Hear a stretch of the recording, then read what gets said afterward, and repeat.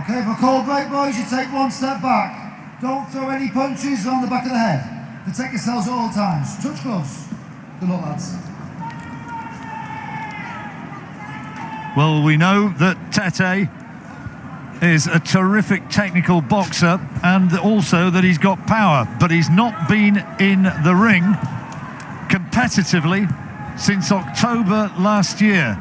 In that time, Casimero has had 3 knockout victories. His last 4 wins have all come by stoppage. He is a banger, and he is most definitely here thinking and believing that he can defeat this brilliant South African. Well, the obvious tactic is to get inside that beautiful long jab there of Tete, which is achievable, but the problem is then you have that uppercut to worry about. When we've seen that, how effective that can be in the past. He takes a little half a step back, Tete, and then whips that uppercut right through the middle. Tete had 1 win, which came in 11 seconds, the quickest ever in a world title fight. Well, it's not, I suspect that might never be broken. Casimero, who'll be known to British fans as the man who stopped Charlie Edwards in September 3 years ago in an IBF flyweight title defence. He won this interim title in February against Ricardo Espinosa and then defended it in August against Cesar Ramirez. Both those came by way of stoppage. Oh, he's a quality operator, and if you allow him forward momentum and he gets it on his side, then he's a really hard man to deter. He really is. So for Tete, it's just keeping him in his place all the time, pivoting on that front foot, whipping that jab out, not shortening the gap. Tete, tremendous athlete, stands 5'9" and only weighed 8 stone 4 at the weigh-in. Comfortably made the 8'6" limit. That's the crazy part of it. Oh, he makes the weight relatively comfortable. It's never comfortable making any weight, but he doesn't look as drawn as you see other fighters, and that's one of life's mysteries, John. He wants the brilliant Japanese fighter Naoya Inoue, who beat Nonito Donaire in that terrific fight. What was it, 3 weeks ago? Oh, great fight. Great fight, wasn't it? And it could have been Tete in the final had he been able to beat Donaire, but he pulled out of that Super Series with a shoulder injury. It was the right arm, the right shoulder, and that sort of an injury, it's kind of psychological. He's got to trust himself to be able to throw it. Yeah, of course you have, because that right hand, which is the jab hand, of course, of Tete, is his most important weapon. On occasion, he kind of just does enough. We commentated on a fight over in Yekaterinburg last year. It was that fight last October. Yeah. And that was that sort of fight, wasn't it? He won by about a 4 or 5 point margin, but he never really took any risks at all. No, he can coast the fight, can't he? So he can stick in second gear, just pick you off and be happy with that. Well, fairly quiet opening round. Bell just coming up as Casimero tries to launch that right hand and just whips it through thin air. And Tete maybe just doing enough. We'll get Barry's verdict in a moment.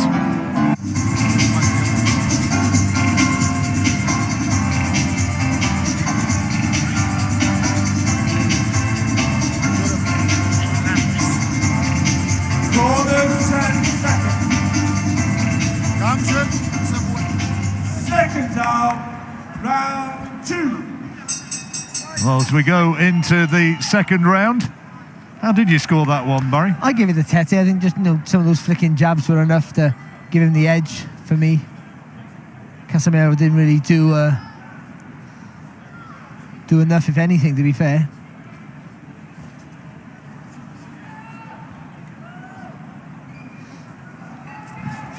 Quiet sort of opener, wasn't it?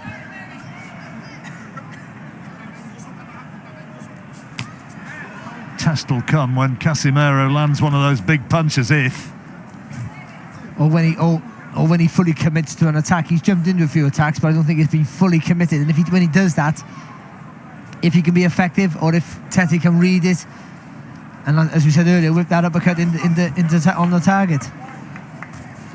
Casimero promoted by the legendary Manny Pacquiao.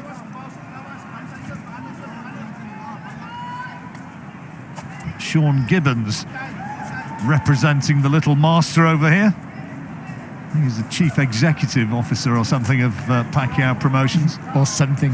Yeah, well, it's a significant job, you know.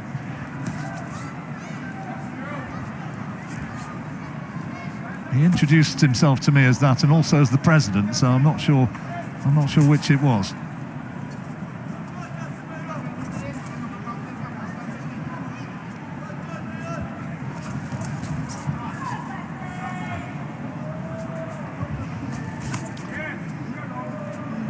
Again, Casimero got too much experience just to rush in because he knows he'll walk on the shots. But also, with him not doing that, means he's not being remotely effective. And even though Tete's not doing enough, he should be doing a lot more with that right jab, to be fair. Tete just looks huge in comparison to Casimero. That's an advantage he always has over pretty much every fight that he's faced. Talked about moving up in weights. That might happen at some point. And I guess another option, talked about Inoue, but Rigondeaux, the Cuban, is fighting Liborio Solis for the regular WBA title. That's coming up in about 3 weeks. And Tete's talked about fighting Rigondeaux, or as he's correctly pronounced with the Spanish accent, Rigondeaux. And two absolute geniuses, but it could also be a stinker of a fight, because they might just both be looking at each other. Could be a chess match, couldn't it? Each other to make the first move, yeah. Which this is a little bit at the moment. Yeah, it is. And again, Casimero's trying to attack, but short little right hand there. I thought it was half a head as well.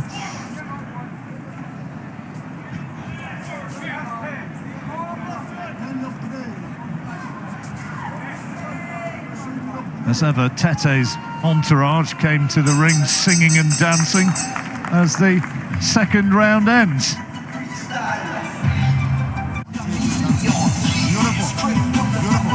Welcome back to Birmingham. This is the WBO bantamweight title fight, and Zolani Tete, the taller man, that's where he goes in, and it looked as though there's a clash of heads there. No, I think it's it is actually. Yeah, I thought it was a good right hand and half a head, but yeah, it was a full-blooded clash of heads, wasn't it? Second down, round 3.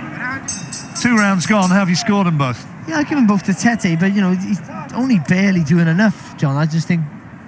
Well, it's what we said, isn't it? I mean, this is what he did against Mikhail Aloyan when he fought over in Yekaterinburg in Russia last October. Well, obviously, that's better there for Casimero. Doubling up on the jab. Well, I guess he thinks, it's your move to close the gap, not mine. I'm the taller fighter with the longer reach. I want to keep it long. You got to try and bring it to me.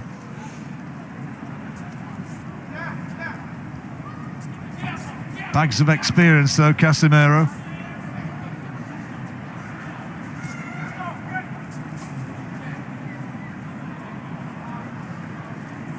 Got a record of 5 wins and 2 defeats in world title fights. Tete 5-1.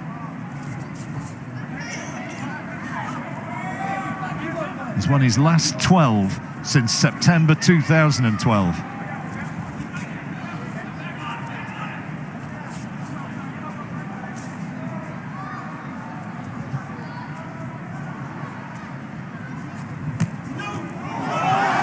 Casimero got him.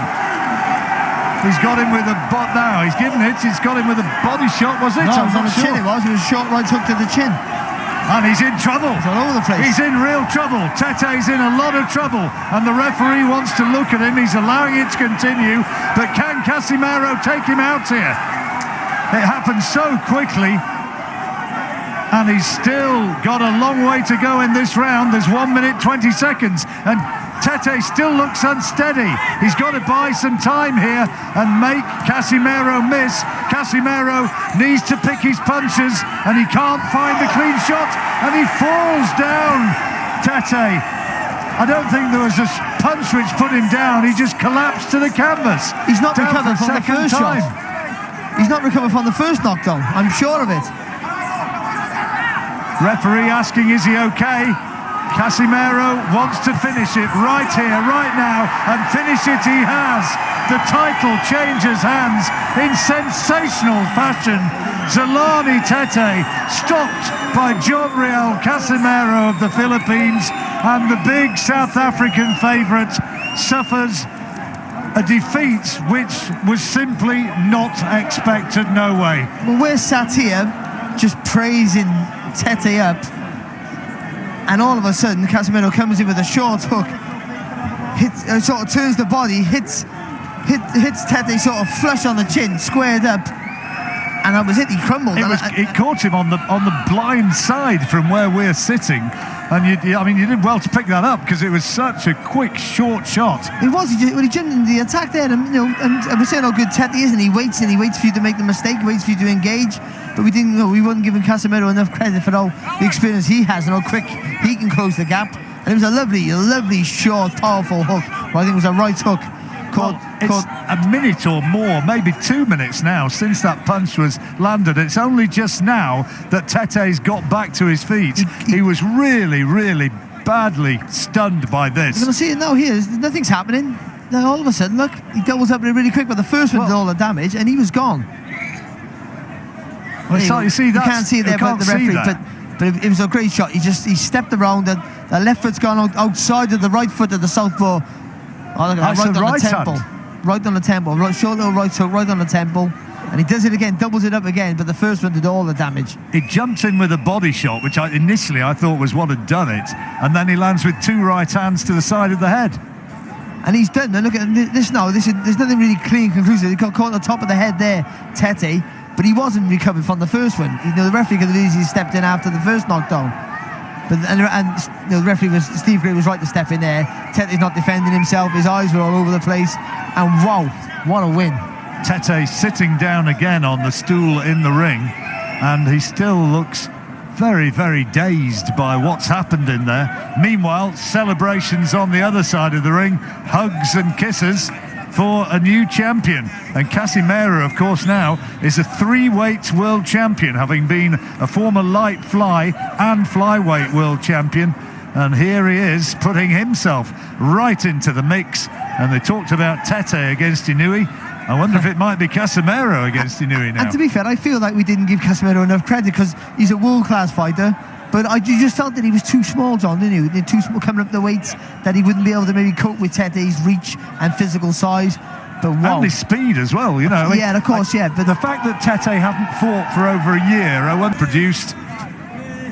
Thomas Triber's up there waiting for an opportunity to confirm the result. And you talk about Tete, and he does love the UK, Tete. Casimero gotta love the UK. He comes over and he gets come from behind wins every time. Well, not come from behind with Edwards, but everyone thought it was Edwards' crowning glory, and he does a job at him, and he does a job on Tete. Well, that's his. You know, if you've never heard of Zolani Tete, you have to trust me and Barry. He has been an outstanding fighter, an outstanding champion, and to give him a beating like that, a shock defeat like that, you have to give all credit to Casimero. You really do. Oh, you too. And and he must be a nice guy because Charlie Edwards is ringside. He's travelled up to see him, so there must be something there. And so you've got to give him. He ticks every box that you'd want from a champion. But what a win and what a statement he makes in a fantastic division. There is Charlie Edwards at ringside, enjoying the moment. I wonder if he knows we're talking about him. And there's the moment which makes boxing special. Congratulations from Tete to the new champion. We didn't really see that one coming. And here now is Thomas Triber. Ladies and gentlemen, here is the official time. 2 minutes, 14 seconds of round number 3. Our referee in charge, Steve Gray, waves it off. Therefore, your winner by way of technical knockout and new WBO bantamweight champion of the world, Johnriel Casimero.